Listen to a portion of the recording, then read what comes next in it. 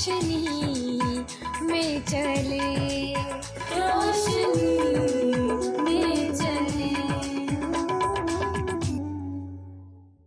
جی ناظرین، میں آپ کی میزبان سیرش روفن پروگرام کلام کی روشنی میں آپ کو خوش آمدید کہتی ہوں۔ جس طرح سے آپ جانتے ہیں ہم مکاشفہ کی کتاب کا مطالعہ کر رہے ہیں۔ مکاشفہ کی کتاب جو کہ نبوت کی کتاب ہے، ہم ان باتوں کے متعلق سیکھنے جا رہے ہیں جن کا تعلق اخیر زمانہ سے ہے۔ آج بھی ہم اسی کتاب کے متعلق باتوں کو سیکھیں گے، جانیں گے اور ان باتوں سے فیض حاصل کرنے والے بنیں گے۔ آج ایک بار پھر میرے ساتھ محترم عالی جناب پادری عزیز انور صاحب ہیں۔ پادری صاحب، آج کے اس پروگرام میں آپ کو خوش آمدید کہتی ہوں۔ ہم بہت شکریہ سہرش کہ آپ نے اس پروگرام کا تسلسل کو جاری رکھا ہوا ہے، اور میں سمجھتا ہوں کہ یہ خداوند کی مرضی کے مطابق ہے، کیونکہ خداوند ہر دور کے لوگوں سے پیار کرتا ہے جی، اور ہر قوم، ہر قبیلے سے پیار کرتا ہے۔ ہم جس دور سے گزر رہے ہیں یہ انتہائی ٹیکنیکل آلات سے مالا مال دور ہے، جی، اور سائنس نے بڑی ترقی کر لی، اور اس سائنسی ترقی میں ان باتوں کو جاننا اور کم وقت میں لوگوں تک پہنچانا اب قدرے بلکہ بہت زیادہ آسان ہو گیا ہے، بالکل، جس کو آپ اور آپ کا ادارہ سر انجام دے رہے ہیں، جس کے لیے میں اپنے خداوند کا بے حد شکر گزار ہوں کہ اس نے یہ انتظام کر رکھا ہے کہ ہم اس نبوتی صحیفے کے تعلق سے مستقبل اور مستقبل قریب کے پیش گوئیوں کو جان سکے اور اس کے مطابق زندگی بسر کر سکے، جس کے لیے میں آپ کو، آپ کے سارے ادارے کو مبارکباد دیتا ہوں۔ پادری صاحب، گزشتہ ایپیسوڈ میں ہم 11ویں باب کا مطالعہ کر رہے تھے، تو بڑی خوبصورتی کے ساتھ آپ نے ہیکل کی پیمائش کے بارے میں اور اس میں عبادت کرنے والوں کی پیمائش کے بارے میں بتایا۔ آج آپ سے پہلا سوال پوچھوں گی۔ اس سے پہلے کہ میں آپ سے سوال پوچھوں، میں 11ویں باب کی دوسری آیت کا مطالعہ کرنا چاہتی ہوں۔ اور اس صحن کو جو مقدس کے باہر خارج کر دے اور اسے نام کیونکہ وہ غیر قوموں کو دے دیا گیا ہے، وہ مقدس شہر کو 42 مہینے تک پامال کرے گی۔ پادری صاحب، آپ سے سوال یہ پوچھنا چاہوں گی، پھر یہاں ایسی زبان کیوں استعمال کی گئی ہے جس سے غیر قوموں کے لیے تحقیر کا گمان ہو؟ کیونکہ لکھا ہے کہ اس صحن کو جو مقدس کے باہر ہے خارج کر دے، کیونکہ وہ غیر قوموں کو دے دیا گیا ہے، وہ مقدس شہر کو 42 مہینے تک پامال کرے گی۔ آپ اس کے بارے بتائیں۔ بہت شکریہ، آپ نے یہ سوال کیا جو مکاشفہ 11واں باب دوسری آیت میں کہا گیا ہے، بیان کیا گیا ہے کہ اس صحن کو خارج کر دے، جی، کیونکہ وہ غیر قوموں کو دے دیا گیا ہے۔ جب ہم اس صحن کے بارے خداوند یسوع کا وہ حکم جو مقدس یوحنا کو دیا گیا ہے، جی، ہم اس صحن کے بارے جانیں تو پہلی بات تو آپ یہ جانیں کہ اس میں غیر اقوام کی میعاد کا ذکر کرنے سے یا اسے غیر قوموں کو دے دینے کے اس تعلق سے غیر قوموں کی کوئی تحقیر نہیں ہے۔ ٹھیک، خداوند کا حکم ہے، وہ ہیکل خداوند کی ہے، مقدس خداوند کا ہے، جی، وہ جگہ، وہ لوگ خداوند کے ہیں، اور اگر وہ غیر قوموں کو دے دیا گیا ہے تو اس میں غیر قوموں کے لیے کسی قسم کی کوئی تحقیر کی بات نہیں ہے، بالکل، بلکہ میری نظر میں تو یہ ان کے لیے ایک عزت افزائی اور برکت کی بات ہے ٹھیک، کہ ہیکل کا صحن جو ہے وہ انہیں دے دیا گیا ہے۔ ہاں، یہ جاننے کی ضرورت ہے کہ کیوں دیا گیا ہے، ٹھیک، اس میں کوئی تحقیر نہیں، کیونکہ جب ہم بائبل مقدس کا مطالعہ کرتے ہیں تو پھر ہمارے ان سوالوں کا جواب تحقیق کرنے سے ہمیں ملتا ہے۔ پہلی بات تو ہمیں یہ یاد رکھنی چاہیے، یہ جو صحن ہے جسے مقدس کے باہر خارج کر دینے کا حکم دیا گیا ہے، اس کے لیے پہلا لفظ جو استعمال کیا گیا ہے وہ یہ ہے کہ اسے نہ ناپ، صحیح. اس صحن کو نہ ناپ. وجہ کیا ہے؟ مسیح یسوع نے یوحنا رسول سے کہا کہ یہ صحن جو ہے یہ غیر قوموں کو دے دیا گیا. سوال یہ ہے کہ یہ صحن ہے کیا؟ صحیح. بائبل مقدس اس صحن کے بارے ہمیں کیا سکھاتی، یا بائبل کے مطالعہ سے اس صحن کے بارے ہم کیا سیکھتے ہیں؟ جو لوگ بائبل مقدس کا مطالعہ کرتے ہیں ان کو معلوم ہے کہ جب بنی اسرائیل قوم ملک مصر سے نکلے اور انہوں نے سمندر کو پار کر لیا جی. تو پھر خداوند خدا نے رات کو آگ کے ستون میں جی اور دن کو بادل کے سایہ میں ان کی رہنمائی کی، بالکل. ان کی خوراک کا انتظام کیا، بٹیرے اور من کھلایا. پھر ہم یہ بھی پڑھتے ہیں کہ 40 سال تک، اگر آپ استثنا کی کتاب اس کے 8ویں باب کا مطالعہ کریں تو جو بات میں کہہ رہا ہوں وہ آپ کو وہاں درج یا لکھی ہوئی ملے گی.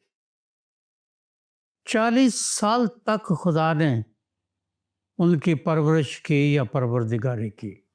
صحیح.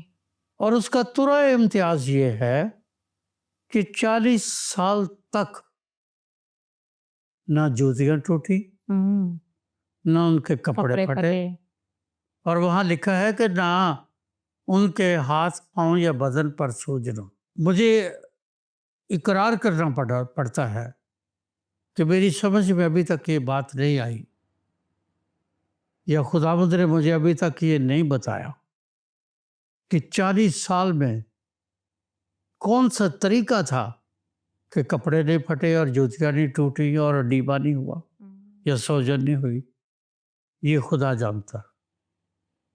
میں خدا کے حضور جاؤں گا جب، تو میں اس وقت یہ ضرور پوچھوں گا کہ مجھ پر یہ واضح کر. لیکن 1.5 سال کے بعد بائبل بتاتی ہے کہ اس قادس برنے میں، اس علاقے میں، ان کی آوارگی کے 1.5 سال کے بعد خدا نے ان کے لیے ایک عبادت خانے کا اہتمام کرنا چاہا، صحیح. جس کو عرف عام میں یا بائبل کی زبان میں ہم خیمہ اجتماع کہتے ہیں. ٹھیک. اجتماع سے مراد یہ ہے کہ جہاں سب لوگ جمع ہو کر عبادت کر سکتے ہیں. بالکل. اور اس کے لیے ہیکل نہیں، خیمہ خداوند نے بنانے کے لیے کہا، کیونکہ خیمہ مستقبل کی ہیکل کو سمبلائز کرتا ہے. صحیح. وجہ کیا ہے کہ وہ زمین، وہ قادس برنے، وہ ان کا سفر جو ہے وہ عارضی ہے، اور ان کی مستقل رہائش کے لیے خداوند نے ان کو ملک کنعان میں لے کر جانا ہے. اور ملک کنعان جو ہے وہ سرحدوں سے پار ہے، جہاں بعد میں یشوع اور کالب دیگر لوگوں کے ساتھ داخل ہوئے. جی. جب یہ خیمہ اجتماع خداوند نے ان کو بنانے کے لیے کہا تو اس کے لیے جو لفظ خروج کی کتاب کے 27ویں باب کی 9ویں آیت میں لکھا ہے، اس کا ایک نقشہ دیا گیا ہے. جی. لیکن ایک خاص لفظ کی طرف میں چاہتا ہوں کہ ہم اپنا ذہن کو لگائیں. وہاں خدا نے اپنے بندہ بزرگ موسیٰ سے کہا، پھر تو مسکن کے لیے صحن بنانا. صحیح. پھر تو مسکن کے لیے صحن بنانا. صحن بنانا. اور پھر وہ جو صحن ہے اس کے ساری زیبائش اور رہائش اور آسائش اور اس کی ایک ایک چیز، ایون پردے کی ڈوریاں تک جو ہے، ان کا رنگ بھی خداوند نے بتائیں. موسیٰ کو بتایا. موسیٰ کو جب خدا نے بتایا تو اس نے بتایا تھا کہ یہ جو صحن ہے جس کو تو بنائے گا اس کے چاروں طرف پردوں کی دیوار ہوگی، اینٹ پتھر کی دیوار نہیں ہوگی، پردوں کی دیوار ہوگی، جس کی پیمائش جو خداوند نے بتائی وہ یہ تھی کہ جنوبی اور شمالی، یعنی جنوبی اور شمالی جو ہے اس سمت میں وہ جو پردے ہیں جی جو وہاں لگائے جائیں گے وہ 100 ہاتھ لمبے ہو۔ ٹھیک یہ خروج کی کتاب کو اگر آپ پڑھیں گے تو وہاں آپ کو یہ سب کچھ ملے گا۔ جی پھر اس نے کہا کہ یہ جو پردے ہیں ان کو آویزہ کرنے کے لیے، ٹانگنے کے لیے 20 ستون بنانا، اور یہ پردے جو 100 ہاتھ لمبے ہوں گے یہ 20 ستونوں میں لگائے جائیں۔ اس کا مطلب ہے ایک ستون میں 5 پردے جو ہے وہ آئیں گے، صحیح اور یہ 100 ہاتھ لمبے ہوں گے۔ ٹھیک پھر اس نے تیسری بات خدا نے یہ بتائی کہ یہ جو ستون ہیں اور یہ جو پردے ہیں جن سے یہ خیمہ بنے گا یہ 20 خانوں میں کھڑے کیے جائیں گے، یعنی 20 خانے جو ہیں وہ بنائے جائیں گے، اور ان 20 خانوں میں ستون اور پردے جو ہے وہ قائم کیے جائیں گے۔ صحیح یہ شمال جنوب کا نقشہ ہے، لیکن مغربی جو سمت ہے، مغربی سمت کا نقشہ خدا نے جو بتایا وہ فرق ہے۔ صحیح وہاں لکھا ہے کہ وہاں جو پردہ ہے وہ صحن جو ہے جو مغرب سے مشرق یا مشرق سے مغرب ہوگا وہ 50 ہاتھ لمبا ہوگا، وہ 50 ہاتھ لمبا ہوگا، اور 50 ہاتھ لمبا ہونے کے ساتھ اس میں 10 ستون جو ہیں وہ کھڑے کیے جائیں گے، اور ان پر یہ پردے جو ہے وہ آویزہ کیے جائیں گے یا لٹکائے جائیں گے۔ ٹھیک پھر خداوند نے بتایا کہ مشرق کی سمت میں، ایسٹ کی طرف مشرق کی سمت میں 20 ہاتھ لمبا ایک دروازہ بنانا، مشرق کی طرف 20 ہاتھ لمبا ایک دروازہ بنانا، اور وہ جو 20 ہاتھ لمبا دروازہ ہے اس کے دونوں طرف جب تو پردے لگائے گا تو وہ جو پردے ہیں وہ 15 ہاتھ لمبے پردے ہونے چاہیے۔ جب وہ 20 ہاتھ کا لمبا برآمدہ ہوگا، اس کے ستون ہوں گے، جی تو پھر اس پر 15 ہاتھ کے اس نے کہا لمبے پردے بنانا، اور ہر پردہ جو ہے وہ 3 ستونوں کے ساتھ آویزہ کیا جائے یا ان کو لٹکایا جائے۔ 3 ستونوں کے ساتھ ایک پردہ جو ہے وہ لٹکایا جائے۔ یہ جو دروازہ ہے اس دروازے میں بھی خدا نے کہا کہ ایک پردہ جو ہے اس کو لگانا، صحیح اور وہ پردہ جو اس میں لگایا جائے گا جی اس کا رنگ بھی خداوند نے بتایا۔ بتایا پہلی بات اس نے کہا کہ اس پردوں کا رنگ آسمانی، آسمانی پھر بتایا کہ دوسرا رنگ جو تو استعمال کرے گا وہ ارغوانی ہونا چاہیے، صحیح تیسرا رنگ جو ہے وہ سرخ رنگ کو اس نے کہا کہ ہونا چاہیے۔ اس لیے یہ ارغوانی، آسمانی اور سرخ رنگ کے جو پردے ہیں ان سے بنایا جائے گا، لیکن ان پردوں کو باریک ریشم سے یعنی کتان سے آپس میں سیا جائے گا، اور یہ جو پردے ہیں وہ باریک ریشم سے یا باریک کتان سے اس کو سیا جائے گا جی اور یہ صحن ہوگا. ٹھیک جب یہ صحن بن کر تیار ہو جائے گا جی تو پھر اس صحن کی جو لمبائی ہے وہ 100 ہاتھ ہوگی اور چوڑائی جو ہے وہ 50 ہاتھ ہوگی. اور یہ وہ صحن تھا جو پہلی بار خدا کے حکم کے مطابق بنایا گیا، اور اس صحن کو خدا نے اپنی مرضی ایک ایک جو بات ہے وہ اپنے بزرگ بندہ موسیٰ پر ظاہر کی. صحیح یہ صحن ہے، یہ میں نے صحن کا نقشہ بتایا. جی اب اس صحن کی ایک اہمیت ہے. جی اس صحن میں جو بعد میں جب اس کو ہیکل میں تبدیل کر دیا گیا، تو جب صحن بھی تھا تو اس صحن میں طہارت کا انتظام تھا. ٹھیک صحن میں قربانیاں دینے کا انتظام بھی تھا. صحیح اس صحن میں عبادت کا بھی انتظام کیا گیا تھا جی تاکہ وہ جو بیابان میں گھوم پھر رہے ہیں وہ زندہ خدا کی پرستش اور عبادت کریں. لیکن خداوند یسوع نے 11ویں باب میں مکاشفہ میں مقدس یوحنا رسول سے کہی، ایک تو اس کو نہ ناپ، دوسرا اسے خارج کر دو. خارج کر دے. وجہ کیا ہے؟ کیوں نہ ناپ، کیوں اسے خارج کر دے؟ کیونکہ اب یہ صحن جو ہے وہ بنی اسرائیل قوم کی یا ہیکل کی ملکیت نہیں رہا. کیوں ملکیت نہیں رہا؟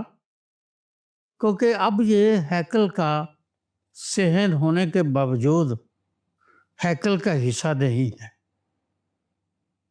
کیونکہ یہ صحن غیر قوموں کو دے دیا گیا ہے.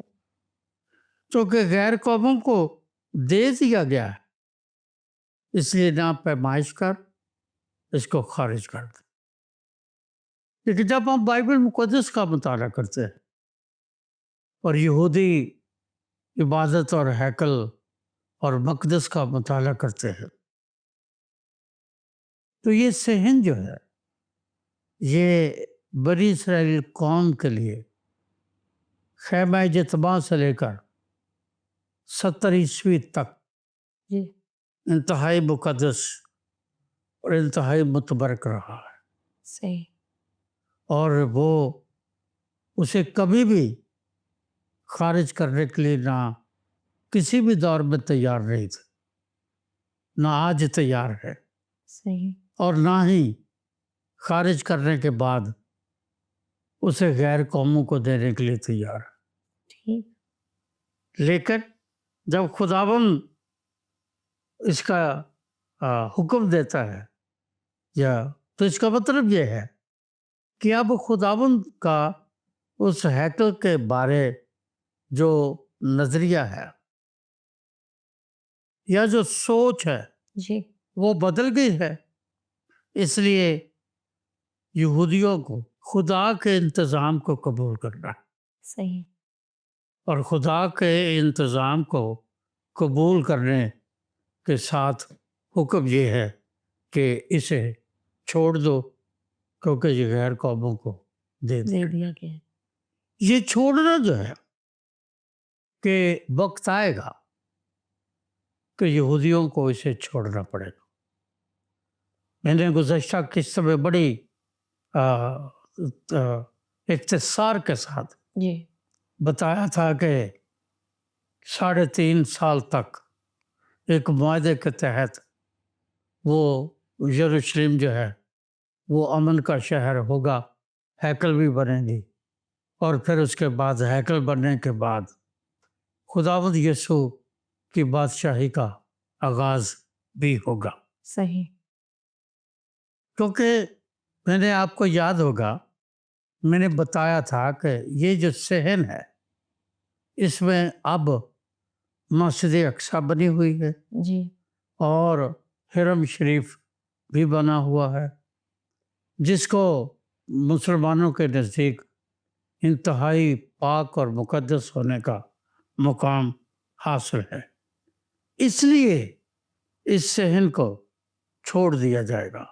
ٹھیک، اب جو دوسرا سوال آپ کا ہے وہ یہ ہے کہ اس شہر کو 42 مہینے تک پامال کیا جائے گا۔ بالکل، مکاشفہ 11واں باب اس کی دوسری آیت کے مطابق۔ جی، اس آیت کا جب آپ نے مطالعہ کیا ہے تو آپ نے دیکھا ہوگا کہ دو باتیں سامنے آئی ہیں۔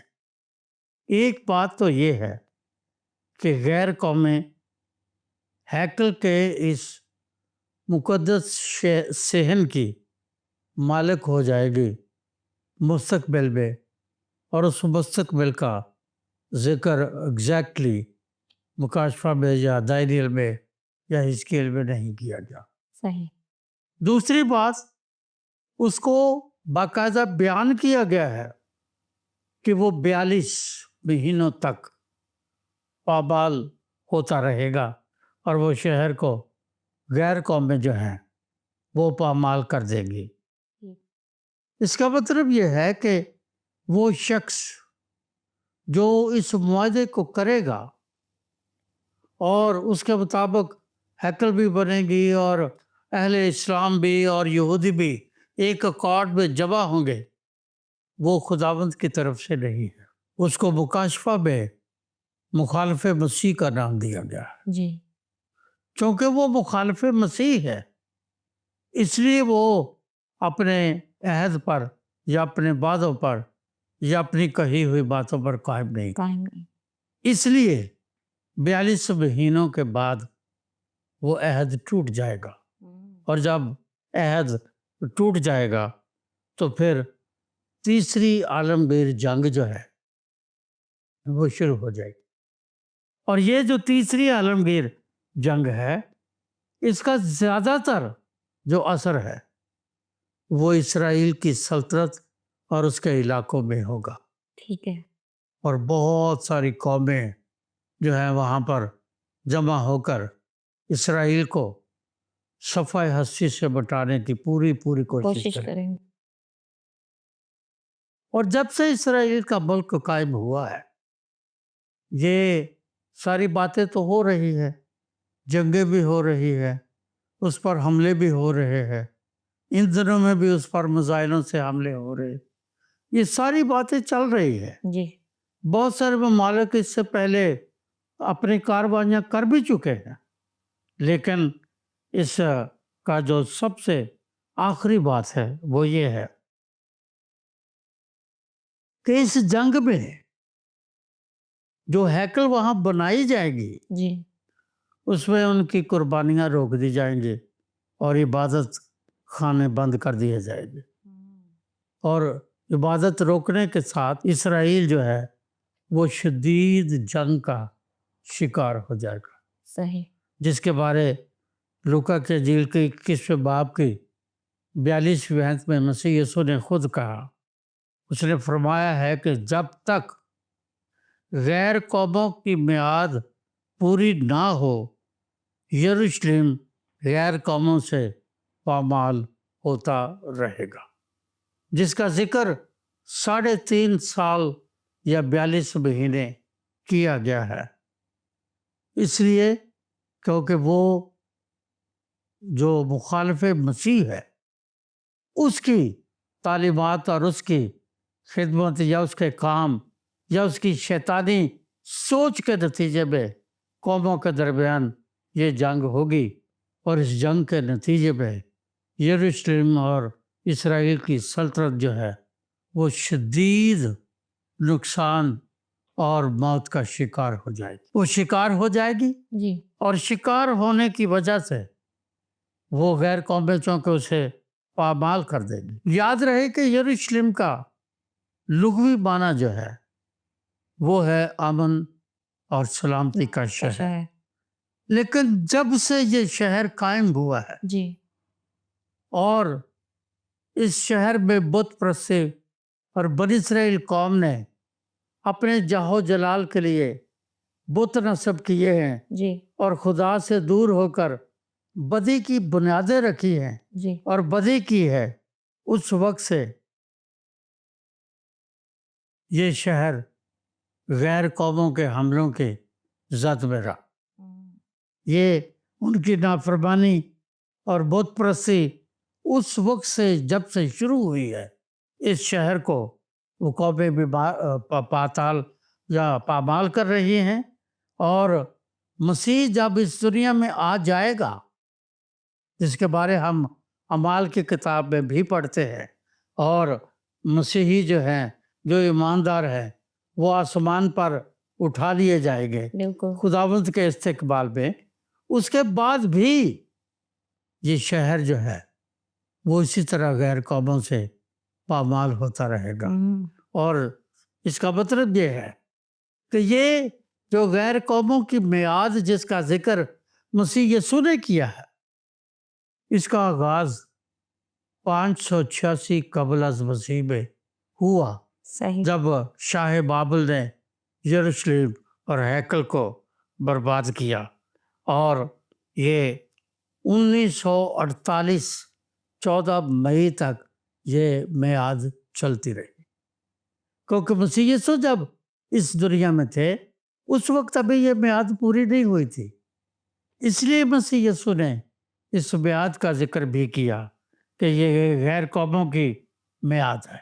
لیکن ہم جو مسیحی ہیں، ایماندار ہیں، ہمیں جاننے کی ضرورت ہے کہ یہ جو غیر قوموں کی میعاد ہے، یہ 586 قبل از مسیح میں، جیسے میں نے پہلے کہا، اس کا آغاز ہوا، اور مسیح خداوند کی آمد ثانی تک کے وقت کو یہ پیش کرتا ہے، اور یہ وہ غیر قوموں کی بنیاد ہے جس کے لیے آپ یرمیہ 30واں باب اس کی 7ویں آیت، مکاشفہ 16واں باب اس کی 16ویں آیت، زکریا 12واں باب اور اس کی 11ویں آیت کا مطالعہ کریں تو آپ کو جو باتیں میں بتا رہا ہوں ان کا پتہ چلے گا۔ لیکن جب مسیح خداوند کی بادشاہی قائم ہو جائے گی، پھر غیر قوموں کے حملے اور ان کی ساری باتیں ختم ہو جائیں گی، پھر یہ شہر واقعتاً امن اور سلامتی کا شہر ہوگا۔ تھینک یو پادری صاحب، بڑی خوبصورتی کے ساتھ آپ نے اس سوال کا جواب دیا۔ یقیناً ناظرین، جب ہم ان تمام باتوں کو مد نظر رکھتے ہیں، دیکھتے ہیں، تو کلام مقدس میں بھی لکھا ہے کہ خدا کا بندہ پالوس رسول کہتا ہے کہ ابھی تو ہمیں آئینے میں دھندلا سا معلوم ہوتا ہے، لیکن ایک وقت آنے والا ہے کہ ہم اپنے خداوند زندہ خدا کو روبرو دیکھنے والے بنیں گے۔ یسوع مسیح نے اپنی پہلی آمد میں اپنی روحانی بادشاہی کو قائم کیا، لیکن یسوع مسیح کی دوسری آمد جو جلد آنے کو ہے، اس میں یسوع مسیح اپنی زمینی بادشاہی یعنی کہ جسمانی بادشاہی کو قائم کرے گا، اور اس میں ہم اپنے زندہ خدا کو روبرو دیکھیں گے، اور وہ ہمارا بادشاہ ہوگا اور ہم اس کے لوگ ہوں گے۔ باتیں تو اور بہت سی ہیں، لیکن وقت ہمیں اجازت نہیں دے رہا، لہٰذا آج کے اس پروگرام میں مجھے اور پادری صاحب کو اجازت دیں۔ خدا حافظ۔ آؤ ہم خداوند کی روشنی میں چلے، روشنی